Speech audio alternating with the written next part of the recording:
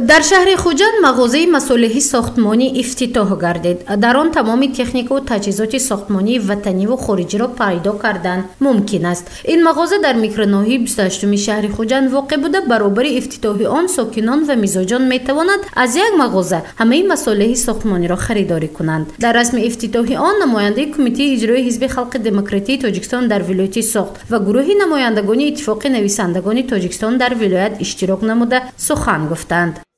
امروز تاجیکستان عزیز ما و شما راه به ترقیات آمده است و امروز ما و شما شاهدی آن گشته ایستاده‌ایم که چه صاحبکاران جوان با ننگ و ناموس ملت برای پیشرفت و رشد یافتن اقتصادیات جمهوری زحمت میکشند و امروز ما میبینیم که چنین یک نقطه سودای زمانوی بنیاد گردیده ایستاده است و امروز باوری کامل داریم که این مغازه یک محبوب شهروندان می شود و پیشروی کار آنها امیدوار هستیم که پیش می رود.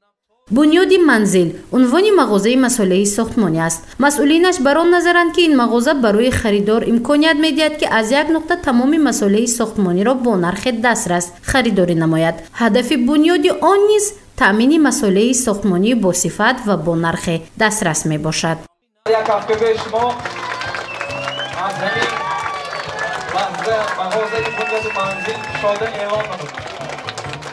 مغازه مسئله ساختمانی بنیادی منزل از جانب یک صاحبکاری وطنی بنیاد گردید. با بنیاد آن 10 نفر با جای کاری دائمی تامین گردیدند. شعار آنها این آبادی هر خاندانی تاجیک است. باید قید کرد که محصولات ها از داخل و خارج کشور دسترس و به میزبان پیشکش می‌گردد. صاحبکار ابراز می‌دارد بیشتر محصولات ها از کشورهای فدراسیون روسیه، جمهوری مردمی چین، ایتالیا و ترکیه و ایران دسترس کرده می‌شود که صفت آن به معیارهای داخلی و بین‌المللی جوابگو میباشد.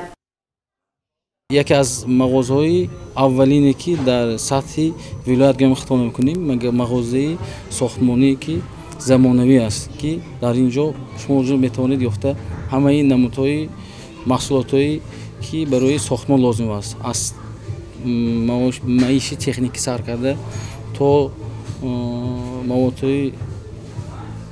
مواد روزگار پیدا کرده ممکن است. مقصدی تشکیلی مغازه در این منطقه در آن است که پیش از همه چیز را مقصد میزاج بازار به بازار ندویده، همه محصولاتی که به ساختمان لازم است، به خانه لازم است، از یک جا دریافت کرده تونه. این دومین مغازه مسئله ساختمانی بنیادی منزل در ولایت سوخت است. مساحت عمومی بنیادی منزل بیش از 400 متر مربع می باشد. در آن تمام تکنیک و تجهیزات ساختمانی و روزگار را پیدا کردن ممکن است. شروع از چند کشک تا اره و میخ و دیگر نمودی مسئله ساختمانی موجود است که از یک نقطه آن را دسترس می نماید. یک جهتی مهمش همین که همه چیز در یک جای یافته می شود. همین من ساختمان سر کردگیم تقریبا 4-5 ماه شد. اینجا من مگزین نو تاسیس کو نوسیه بار اون خرید کردیم. همه اون چیزی که مثال طلباتی مثال استوها، طلباتی ماتریال، خو از جمله ماتریال گفت، خو از جمله اینسترومنت، اسباب انجام برقی آمده فتام چیزلیه. همش اون خریدار که برفتیم نقص و هوش نرخش دسترس. بازار به مثال گیردگان، بازار گیردگان یک چه آوای بازار میوید، یک چه انجام میوید، هوا گرم هست، حالکی نقص همه مهم نرخ دسترس.